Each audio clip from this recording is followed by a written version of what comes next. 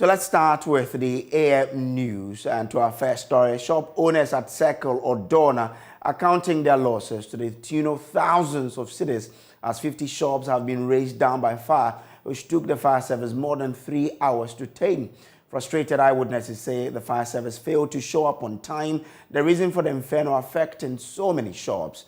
The fire service is in its defense, saying they were responding to 2 distress calls. At the same time, the reason they delayed in arriving at the scene. Joy News' Faustina Safo was at the scene and has come through with this report.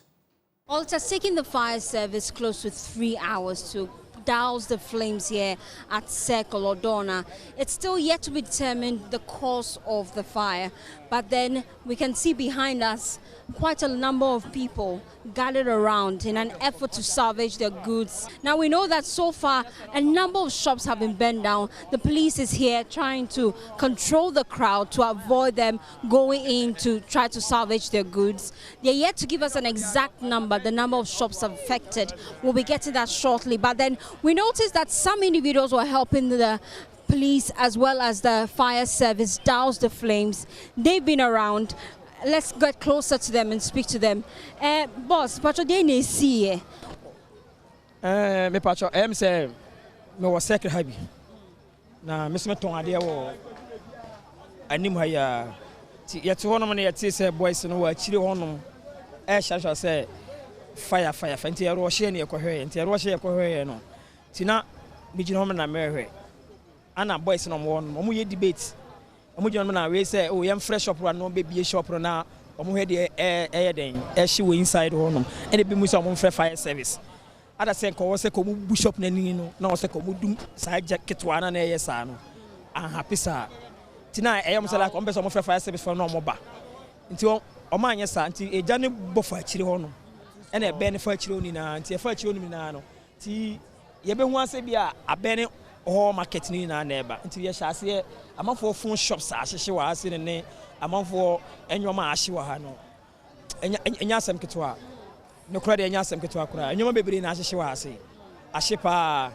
Okay, nti sesia no shop ben na eba ne sen aija tosa shop no o makatra wana some shop kitwa be na me de mani hu ye shop kitwa bi sometimes so bi won na shop no em say like upon a doom light no. Oh, I know Obusu on my upon a doom light no. Oh, until Obu what me forget it. Say also doom the light. Enti me moon is ebia or so sometime maybe when any almost fault. Ebia or forget any one doom light na be. Until light so they forget no doom light no more so doom light almost definitely jebet my day. Aso. The NDC flag bearer John Mahama says the base of the NDC is energized and poised to win the 2024 general election. According to him, his recent campaign tour of all the 275 constituencies ahead of the party's presidential and parliamentary primaries pushed the members to double their effort for victory in the next election. At the Thanksgiving service at the Ringway Gospel Center Assemblies of God Church, the former president called for hard work and unity among the party ahead of the polls. In 2020, we went again for the election, and again, we lost. And again, we came here after the Supreme Court case, and we gave thanks to God for His mercy and in protecting us. And as I said, His ways, our ways are not His ways. But on hindsight, when I think about it, I believe that we owe Him a debt of gratitude that we didn't win in 2020. We would have been given these haircuts and all this IMF wahala. And He said, look, this is not the time, my children. You stand aside. And we know that He will make things well in His own time. So this is just the first step. We held primaries.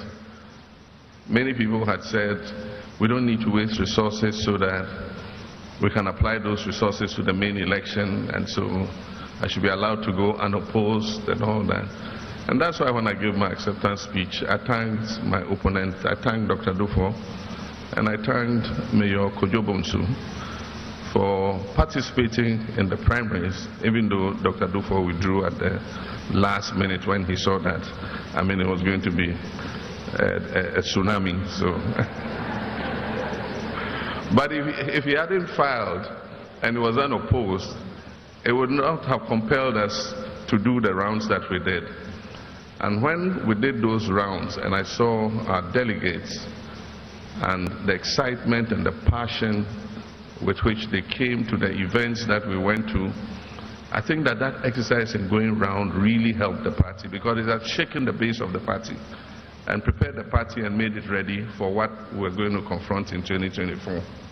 And so we thank God again for that our colleagues participated in the primaries.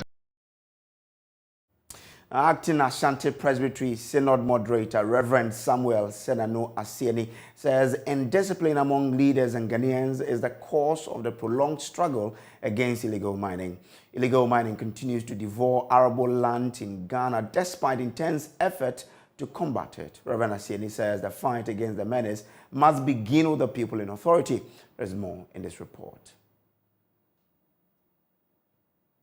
Illegal mining has greatly degraded sensitive lands, contaminated water bodies, and exposed many communities to serious environmental and health risk. The menace has resulted in loss of lives and vast vegetative cover. The call to end the menace has intensified following a report by Professor Frimpong Boateng, former chairman of the Interministerial Committee on Illegal Mining. Several government and public officials were named in the report as being involved in galamsey activities in the country. Reverend Samuel Senano Asieni admonished leaders to lead the fight against illegal mining. He was addressing a Presbytery Congress in Kumasi at the 13th Synod of the Ashanti Presbytery of Evangelical Presbyterian Church. We are sick as Ghanaians and we need healing. Why are we sick? The indiscipline is too much for us. The galamsey issue. Today, our water bodies nowhere to be found. That is will affect our health, water to drink. But not until we change. The indiscipline is too much. Let us be disciplined. The galamsey should stop. And the leaders should show example. This year's Synod occasion was themed, Revive Us Again, O Lord, Heal and Restore Us. Speaking on a theme, Pastor Douglas Asamani admonished Christians to live Christ-like lives that would reflect in their societies. As Christians, peace is very paramount. Love and oneness is what is important in our Christian life.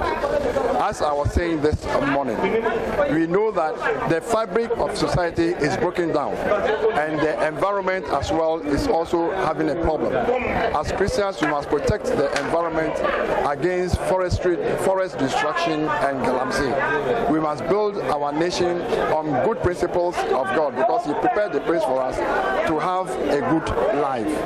There is always this LTVT or plus. We must stand up and against it. But before we talk against it, we must be clean in our hearts that we can take action against one or some of these issues. There is very important thing for the Christian is to bring a change into society. The Ashanti Presbytery 13th Synod assembled Presbytery delegates across the region. The occasion was used to appreciate the work of some members of the church. Reporting for Joy News, Clinton Yeboah. Now, government's quest to digitize and transition the educational sector onto an electronic learning platform is fast gaining momentum as stakeholders commence a regional consultative dialogue on digital and electronic learning. The regional meetings are to consolidate effort and ideas to complement the traditional brick and mortar form of education, with hopes of introducing an e-learning platform in the coming year. There's more in this report. Ghana's educational system was derailed following the emergence of COVID-19 pandemic, forcing many students, especially public basic schools, to stay out of class for nearly a year. The situation hampered the progress of academic activities, necessitating the introduction of a virtual learning platform. Stakeholders in the educational sector and telecommunication service providers have been dialoguing at a regional integration program on online digital and electronic learning, beginning in the Ashanti region. The exercise is to formally and completely transform Ghana's education system. Executive Director of SENLOS, Nana Jemfi Ejabo, says policies and other resources are being instituted to hybridize the educational sector. When you talk about technology in education, certain things has to be in place before you can think of entirely even moving your education from the traditional setup to online. You need to look at policies, you need to look at infrastructure, you need to look at content, you need to look at capacity building, you need to look at assessment, you need to look at curriculum. All these has to be in place before you can say that, yes, I am moving totally to online. Now Ghana, I will say that we are ready for hybrid now. Currently, the Ministry of Education, through the initiative, is running both online and offline learning and teaching platforms via its iBox and iCampus GH. Consultant at Sendelos, Dr. Kofi Sapon, says the new national framework would afford the youth access to degree programs online. This framework is going to be an integrated platform which will fully be deployed for young people in Ghana to enroll on and learn without classroom space. So they will learn right from attain their degrees purely online. They will not need to go to a classroom. They may not even have seen their teachers before.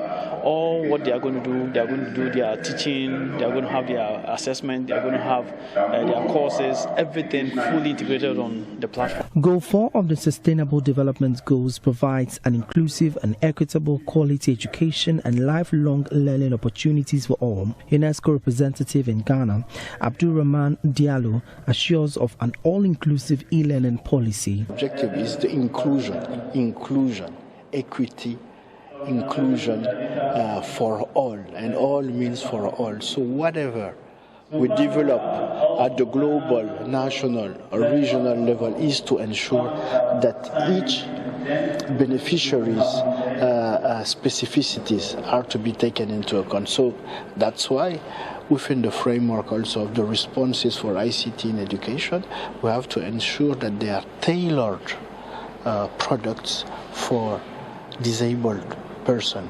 STEM policy advisor at the Ministry of Education, Professor Makadoma Samoa, is emphasizing on resources for sustainability of the program. We want to make sure that we will have the resources to continue to do the things that we do all the time. We also want to ensure that we have teachers who have been trained well so that there will be no short supply of teachers. We want to make sure that we have the digital devices, and in addition to the digital devices, we also have data to be able to undertake all this.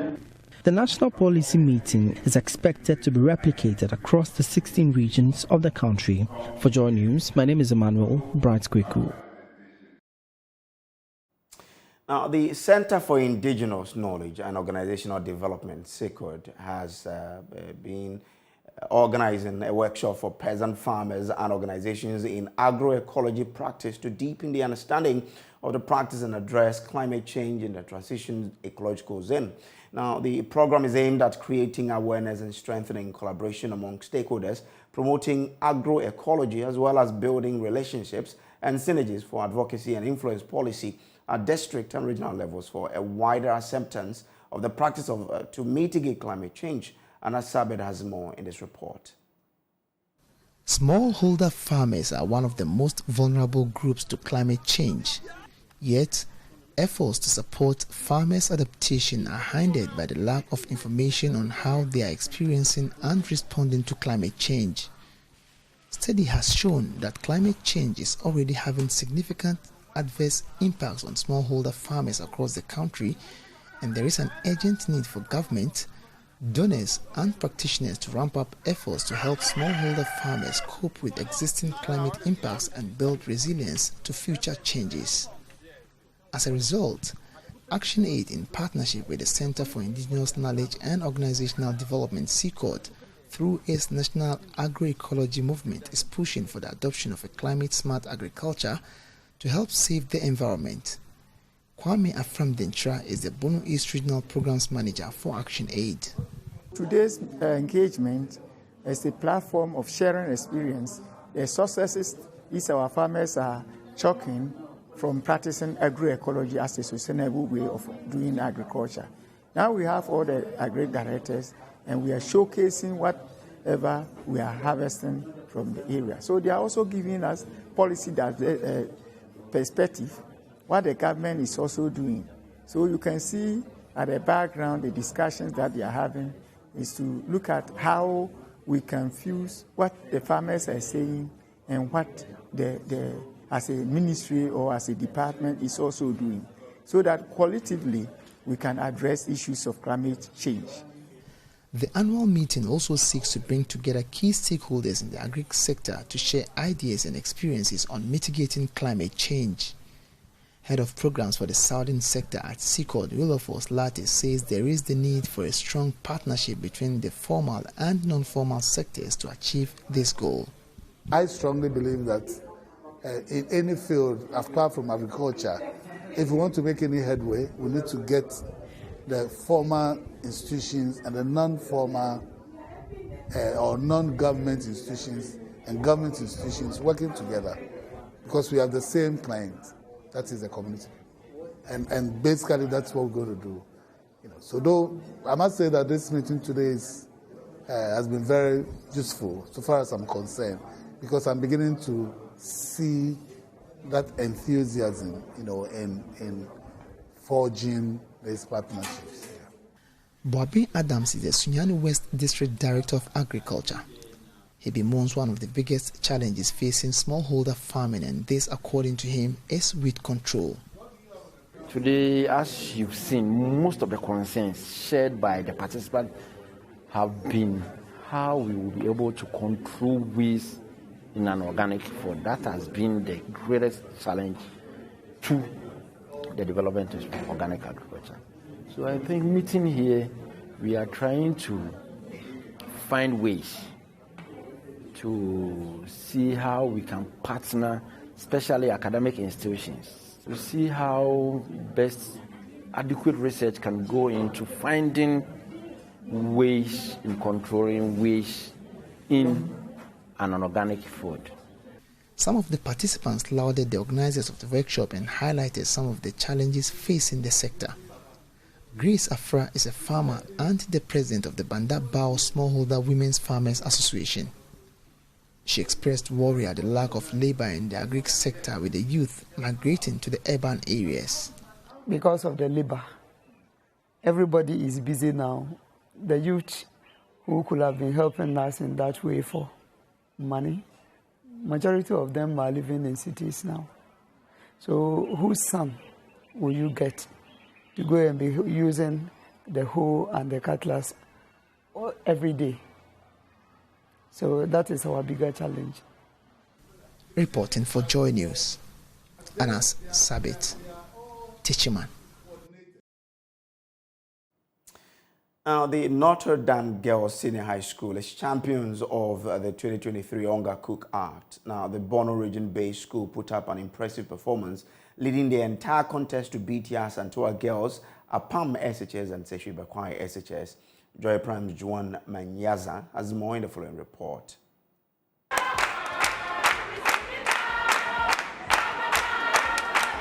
This is the grand finale of the 2023 Onga Cook Art. 4 different schools with different claims to fame, but with one agenda.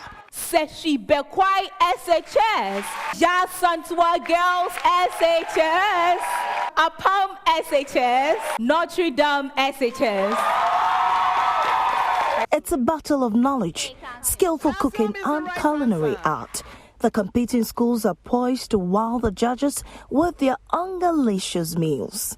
Before that, the knowledge of the contestants were tested. Notre Dame girls left nothing to chance, taking a slim lead in the first round. They were closely tailed by the pride of the Ashanti region, Ya Asantewaa girls. Main difference between tender and tough cuts of meat is that? Tough meat has long fibers. Exactly the answer. Bono-based Notre Dame girls maintained fine form in the second and third rounds, extending the lead by 3 points. The contest is decided in the final stage. So you live with your uncle who is a lacto-ovo vegetarian. Select the appropriate protein from the local commodities of your choice. Prepare, cook, and serve a 2-course lunch for his 55th birthday celebration.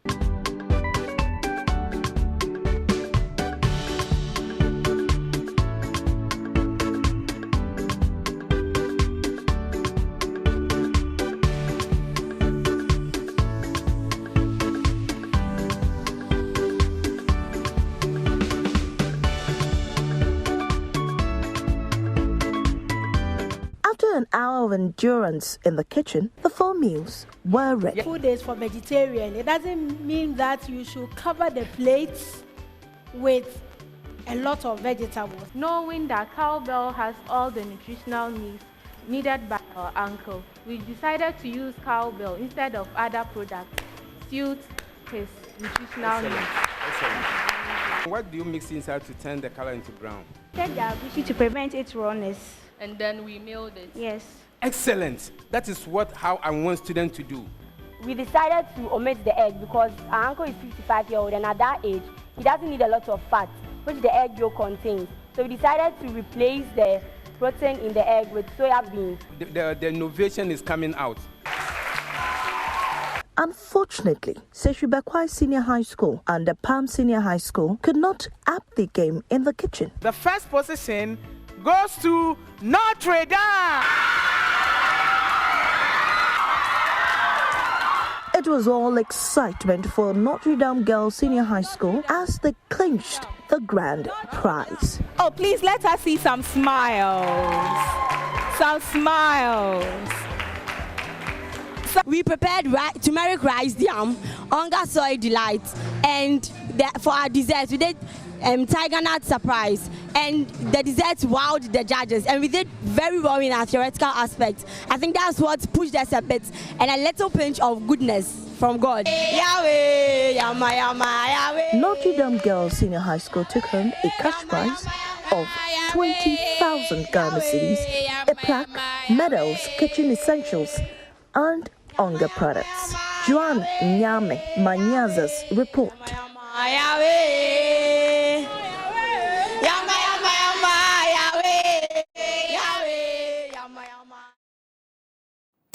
And that's how we wrap up the AM news for you. There's more news on myjoyonline.com. My name is Samuel Kojo. Brace, do stay with us. There's more coming up on the AM show.